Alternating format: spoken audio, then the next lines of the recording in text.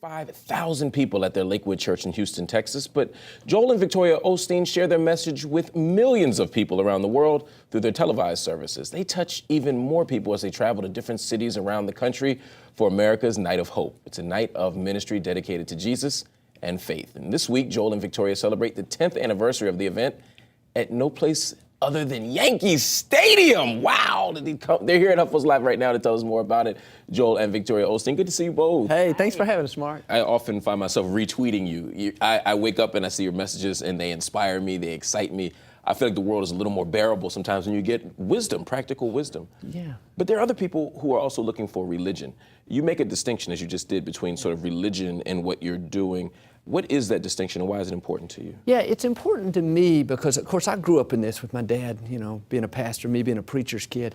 My father was very open, a lot like me in terms of, you know, some people grew up and see religion, it's the rules, it's what you're doing wrong, you could never live up to it, it's, you know, you go to church to feel guilty, and most people feel guilty enough. Yeah. And so the difference to me, it's just the connotations that it has, the connotation, I guess, is just, you know, that part. So I like to say, you know, we're just talking about a relationship with God. We're normal people, it's just talking about living a blessed life, being a blessing to other people, being happy, having good relationships. I believe that's what, you know, when Jesus was here on the earth, you know, when you read the Bible, he went to the marketplace. He didn't just stay in the synagogues and in the temples of that day. And so that's what our message is about, is going to the everyday people.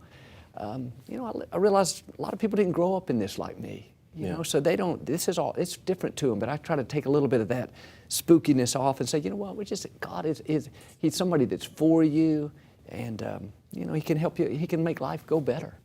Do you ever find that people don't see you two as regular people? Despite all the messages of, look, we're ordinary folk, we just travel here around the world trying to spread this message of a relationship with God, that people still see you all up here as opposed to regular folk? Well, I don't know really, because we feel people approach us just like they knew us. So that makes us feel like that maybe we are just regular folk. And it's good to be just regular. And I think too, the message presents itself in a way that, you know, we face these same challenges. We're not telling anyone to do anything that we don't do every single day. Yeah. You know, because that's the way it is. You just got to kind of fight through with faith and look for the positive and know that there are better days, and try not to get stuck. Yeah. And it's not temporary. It's just a moment, you know. So we have the greatest people out there who come up to us and tell us their stories, and it inspires us. In terms of rules, I mean, the big ones are easy, right? Like, you probably shouldn't steal, you probably shouldn't kill people. Those are things that probably all religions kind of agree on, right? There's no contention. But like an issue like gay marriage, people look to the ministers for leadership. Sure. Is that an issue that's for you against the rules?